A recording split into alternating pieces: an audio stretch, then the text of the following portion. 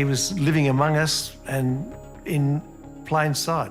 Welcome to Watch Mojo, and today we're exploring the most infamous serial killers of every year of the 21st century so far. We'll be examining the year when justice came calling as the criminal was arrested or sentenced for their deeds.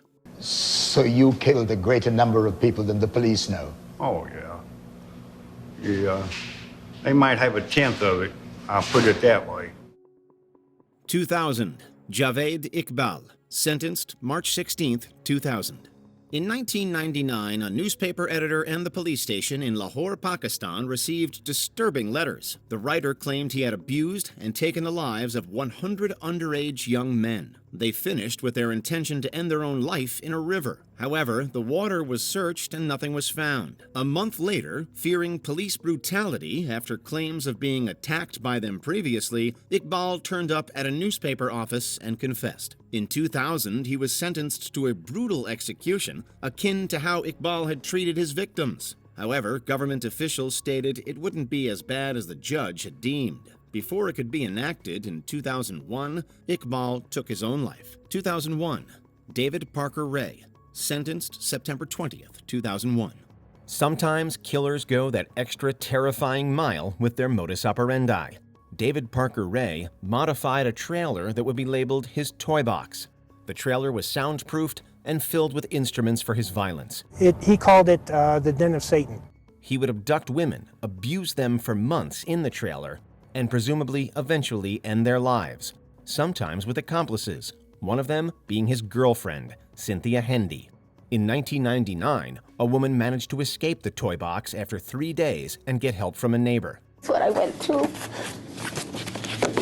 And these families deserve to have these people to know what happened. The police immediately arrested Ray and Hendy. On a plea deal, Ray was sentenced to 224 years in jail, while Hendy, who testified against her former partner, got 36 years. It's unknown how many women Ray killed, but some estimates are upwards of 60. He claimed to have abducted 40 women from across the U.S. Since no bodies were ever found, he was never charged, and he never will be. Ray died in prison in 2002 by heart attack. 2002. Terry Rasmussen, arrested November 2002. Terry Rasmussen earned the moniker Chameleon Killer, not because he blended in, but because he went by a number of different aliases. Bob Evans was an alias, along with Curtis Mayo Kimball, Gordon Jensen, Jerry Markerman, or Lawrence William Vanner.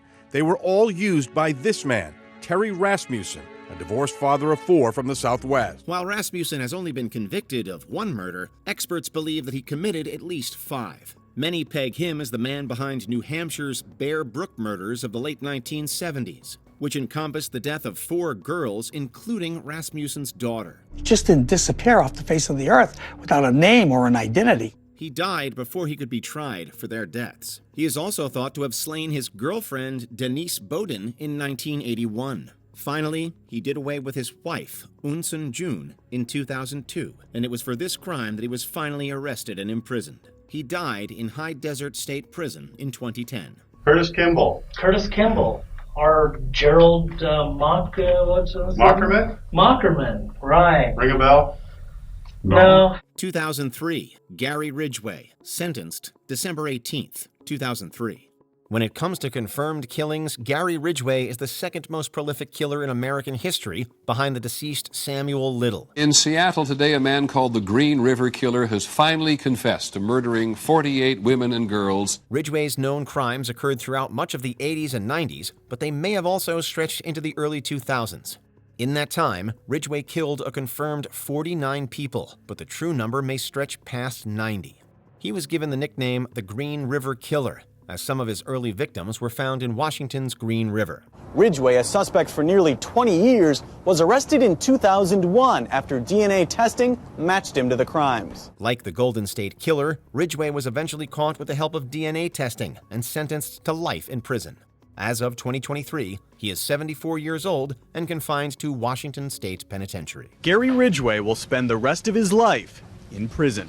2004. Larme Price, sentenced February 11th, 2004. In the wake of September 11, 2001, Price's paranoia spiraled out of control. With a long criminal history and mental health issues, he believed he was being followed and had a tracking device in his hand. In 2003, Price began his spree. Altogether, he took the lives of 4 people as revenge against those who enacted the 2001 attack. However, only one of his victims was of Middle Eastern descent. Price walked into a police station and told them a person called Dog had been responsible. The officers, heavily suspecting Price, met with him the next day, and he confessed to his crimes. In 2004, he was sentenced to 150 years in jail without parole. 2005, Dennis Rader, arrested February 25, 2005. Having named himself BTK after his modus operandi, for 20 years, Rader was a massive thorn in the side of the police in Kansas. When BTK came forward, everybody's life changed. He would see a woman walking and he would say, "She's next." Like the infamous Jack the Ripper, he sent mocking letters to the cops and media. But in person, Rader seemed nice. He had a loving family and was the president of his local church congregation. His first victims were the Otero family in 1974, and his 10th and last victim was Dolores Davis in 1991. Then he dropped off the map, but in 2004 he began taunting them once again. However, he got sloppy with a floppy disk, and it was traced to his church. He asks the police in one of the communications, "What if I were to give you a floppy disk with more details of the killings?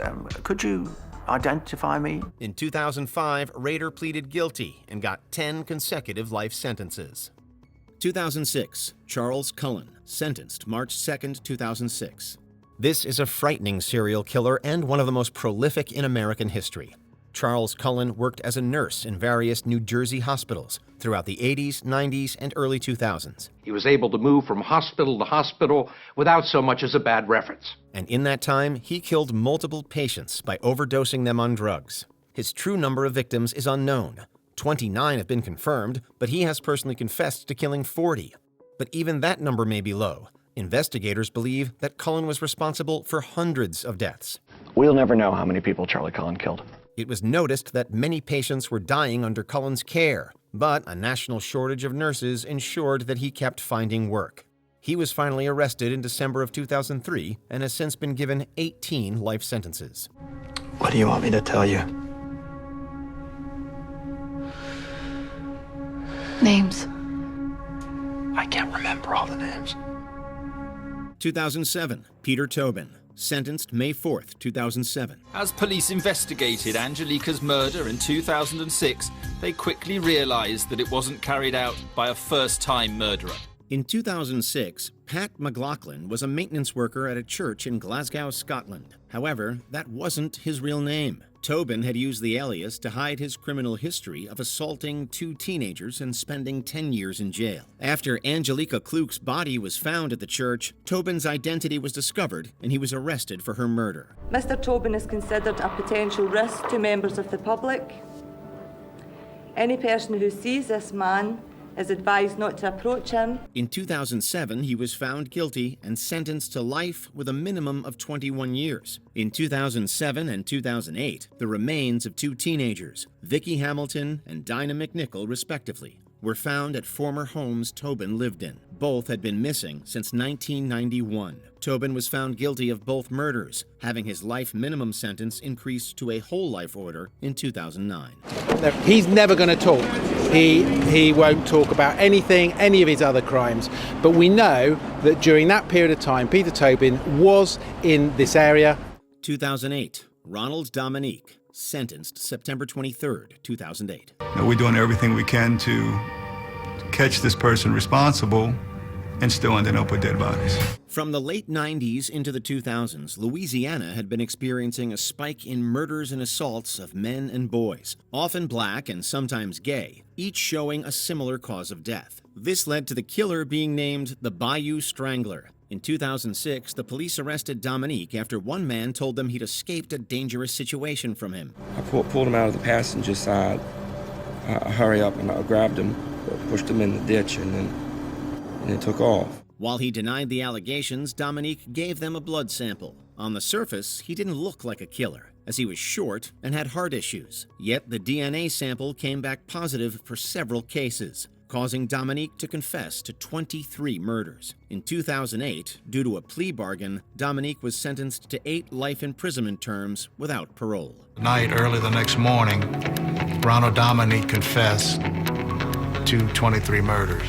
2009, Kang Ho-sun, sentenced April 22, 2009. From 2006 to 2008, women living in Seoul, South Korea had to live in fear. An unknown man was picking them up from various places, assaulting them, and then taking their lives. The investigation into it led police to Kang in 2009. During the interrogation, he confessed to killing 8 women. However, in 2005, Kang had escaped a house fire that had taken the lives of his wife and his mother-in-law. While he denied causing the fatal arson, he was found guilty of the crime, totaling his victim number to 10 women. In 2009, Kang was sentenced to execution. However, an informal moratorium in South Korea has halted capital punishment since 1997.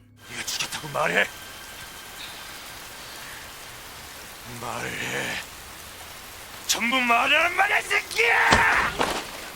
2010, Lonnie David Franklin Jr., arrested July 7th, 2010. And you were accused of not caring because they were black women. Yes, there were a few activists that were there accusing us of doing nothing. That was not true. Shepard says the LAPD didn't have the manpower nor the technology at the time to solve the multiple murders. Active initially in the 1980s, the Grim Sleeper earned his moniker from the extended break that he took between 1988 and the early 2000s. Real name, Lonnie Franklin Jr., the Sleeper took his first confirmed victim in 1984. He then claimed a further 9 lives, with his final murder occurring on September 11th, 1988. Look how many years it was. I mean, it was a 30-year gap almost before they eventually caught somebody. 30 years to catch a black person that killed another black person. 30 years. Why is that? Because they weren't really looking. He did attack a 30-year-old woman the following November, but she survived. Perhaps fearing the repercussions of her survival, the Sleeper lay dormant for over a decade. His next victim likely being 43-year-old Georgia Mae Thomas on December 28, 2000. It wasn't until the advent of DNA testing that Franklin was considered a suspect, and he was finally arrested in 2010, 26 years after taking his first victim. And I'm fairly certain that Lonnie Franklin was going to take to the grave all of the information regarding the unprosecuted, unknown victims that we were never able to put together. 2011, Anthony Sowell, sentenced August 12, 2011. Relatives of victims complained that their missing persons report weren't taken seriously by police. Even after one victim identified Sowell, he was released from jail only to kill more women. In 1990, shortly after being discharged from the U.S. Army, Sowell was sentenced for assaulting a woman. He was released in 2005, and years later began the killing spree that would get him the moniker of the Cleveland Strangler. In 2009, after one victim survived and informed the police of her assault, the cops arrived at his Cleveland, Ohio home. He knew how to coax them. He knew how to get next to them. He knew how to make them feel comfortable. And he knew at what time to approach them. There, they found the remains of 11 women and arrested Sowell. After several delays, the trial got underway in 2011. Sowell was found guilty of the 11 murders, as well as a litany of other crimes. The judge agreed with the jury's recommendation and sentenced Sowell to capital punishment. However, he passed away naturally in 2021. Sean was unconscious and taken to the hospital with Sowell at her side. He dropped her off and left without ever being questioned by the police. 2012, Israel Keys, arrested March 13th, 2012. What's most terrifying for the police and the public is a killer with no MO. But to make things worse, how about one who was also trained by the U.S. Army? This was the case of Israel Keys. I would let them come to me.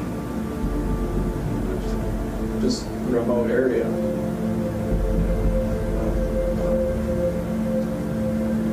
Come go to a remote area that's not anywhere near where you live, but that other people go to as well. Across the country, Keys had set up kill kits, which gave him access to equipment wherever he decided to attack someone. After he killed 18-year-old Samantha Koenig, the FBI was able to track his bank account use and make an arrest following the demand for a ransom. Police arrested 34-year-old Israel Keys 4,000 miles away in Texas. Once he was in custody, however, it was discovered that Keys was responsible for the murder of multiple victims. We did spend a fair amount of time talking about his crimes and his offenses as well, and those times were definitely very chilling to hear him talk about what he's done. Before he faced trial in 2012, Keys took his own life, and taking with him information that might have been used to solve other crimes. 2013, William Clyde Gibson, sentenced November 26, 2013. The first woman you killed was Karen Hodella, a 44-year-old woman who you'd never met. Why did you kill her? Just felt like it. During his time in the U.S. Army, Gibson developed substance use issues, leading to being dishonorably discharged. From there, he had stints in jail for several crimes, including theft and assault. This led to many accusations of mental illness, but nothing that was officially confirmed by professionals. In 2012, after Gibson's mother died, he snapped. Within a few weeks, he had assaulted and murdered 2 women. One of his victims was his mom's friend, whose body was discovered in Gibson's home. 75-year-old Christine Whitus was found strangled in his home, and police connected Gibson to the cold case death of 45-year-old Karen Hodella shortly after. He confessed to both murders to the cops, plus another he'd done in 2002. In 2013, the jury took less than 20 minutes to find Gibson guilty of 1 murder. Altogether, he received 2 death sentences and 65 years in jail. Judge Orth says the serial killer's lack of remorse played a part in her verdict. She mentioned that Gibson's tattoo that says death row ×3 is an indication of his feelings toward his crime. 2014, Samuel Little, sentenced September 25th, 2014. In 2019, the FBI confirmed that they'd identified Samuel Little as the most prolific serial killer in U.S. history. After being convicted for slaying 3 people in 2014, the unsettling extent of his crimes began to leak out over the next few years. By 2018, Little had confessed to killing 93 women across the country. It's disturbing to listen to, but investigators want to hear it all and more. 79-year-old Samuel Little has confessed to 93 murders. That's more than were committed by Ted Bundy and Jeffrey Dahmer combined. Little provided the FBI with details on many of the cases from 1970 to 2005, and even drew the victims from memory to prove he was telling the truth. These are the portraits drawn by Samuel Little himself. They're the women he claims to have killed. They're so accurate that family members have recognized lost loved ones from them. Before he passed away in 2020, more than 60 of Little's confessions across at least 14 states had been confirmed by the authorities. 2015, Mikhail Popkov, sentenced January 14th, 2015. За совершение 22 убийств и 2 покушений на убийство женщин в январе 2015 года Иркутским областным судом Попков уже был осужден к пожизненному лишению свободы. Starting in 1992 and lasting nearly 2 decades, the Russian city of Angarsk and the surrounding area was plagued by a killer known as the Werewolf, or the Angarsk Maniac. Mainly targeting women, the criminal had taken many lives, including a police officer. During an investigation at one of the crime scenes, there were tracks from a vehicle typically used by cops. In 2012, when current and former officers were DNA tested, Popkov's matched, who was now working as a security guard after leaving the force. In 2015, he was sentenced to life for 22 murders. Over the years since, Popkov has confessed to taking the lives of as many as 86 people, earning him further life sentences and years to his punishment. He offered rides to women, sometimes in his police car while he was off duty. Still, his crime spree first went unnoticed. 2016, Bradley Robert Edwards, arrested December 22, 2016. Between 1996 and 1997, 3 women went missing from Claremont, a suburb in Western Australia. 2 were later found dead. The night Sarah Spears vanished from Claremont in January 1996 was the beginning of one of the darkest chapters in WA's history. These circumstances made police suspect a serial killer was responsible, but finding that killer would require one of the largest, most expensive investigations in Australian history. Over the following years, numerous suspects were interrogated, watched, and eventually ruled out. Lance Williams was a prime suspect in the eyes of the police. They were desperate for somebody to look at for these crimes, and he definitely put his head up over the parapet. Then, a study of fibers from the crime scenes revealed two important facts: what the murderer had been wearing and what kind of car he drove. Both implicated Bradley Robert Edwards. His DNA also turned out to match samples found under one of the victim's fingernails. The police had caught up with him because really science had caught up with him. It was the DNA that got police to Bradley Robert Edwards' door, and it was the DNA that got him into court in 2019 for the trial. Edwards was arrested and charged with murder in 2016 and is currently serving a life sentence in prison. 2017, Todd Kohlhepp, sentenced May 26, 2017. And that's what happens as family member after family member gets up to speak. Todd shows no emotion, even though many in the courtroom are in tears. In 1987, as a teenager, Kohlhepp was sentenced to jail for kidnap and assault. Released in 2001, he later became a realtor. In 2016, Kayla Brown and Charles David Carver vanished from one of Kohlhepp's properties. A couple of months later, she was found chained up in a storage container based at the location. Brown told police that Kohlhepp had murdered Carver, assaulted her, and shown her the graves of other victims. I kind of got to see it from the beginning, and I kind of got to see it as it was coming to an end. The police soon found two bodies of a married couple who'd gone missing in 2015. When Kohlhepp was arrested, he confessed to the 3 murders plus the 2003 killings of 4 people in a motorbike shop. In 2017, a plea bargain got him 7 consecutive life sentences without the possibility of parole. You've got multiple murders, shallow graves, a huge mysterious property, a serial killer who has this larger-than-life personality. 2018, Darren Deon Vann, sentenced May 25th, 2018. He preyed on individuals that might be less likely to be reported missing. In 2013, former U.S. Marine Vann was released from jail after serving 4 years for assault. The next year, the body of Africa Hardy was discovered in Hammond, Indiana. The investigation led officials to Vann. During the interrogation, he confessed to Hardy's murder, but also to many others. They located a body, but it wasn't the right one. Well, it wasn't one of mine. For several years, a reporter and later a coroner had warned police about a possible serial killer in Gary, Indiana, with up to 18 victims, but their concerns were dismissed. Vann led police to abandoned houses where he slashed 7 of his victims, mostly in the city of Gary. In 2018, as part of a plea deal, Vann was sentenced to 7 concurrent life sentences without parole. Investigators continue to question Vann and plan to use cadaver dogs to search abandoned buildings for other possible victims. 2019, Robert Hayes, arrested September 15, 2019.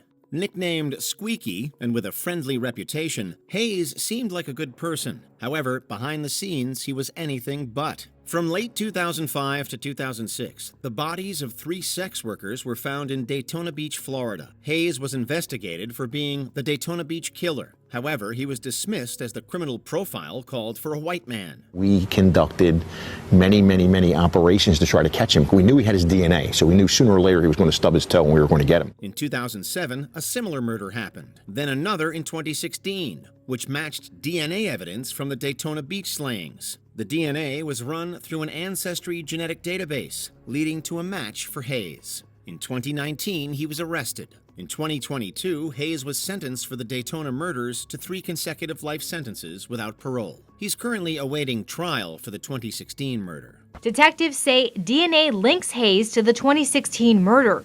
Now they say he's connected to at least 3 other murders in Daytona Beach between 2005 and 2006. 2020, Joseph James DeAngelo, sentenced August 21st, 2020.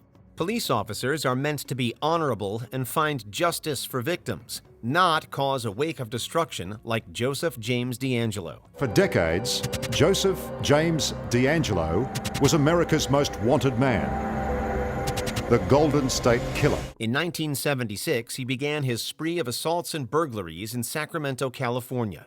In the space of 3 years, he had committed 50 attacks. By 1978, DeAngelo progressed by slaying Brian and Katie Maggiore.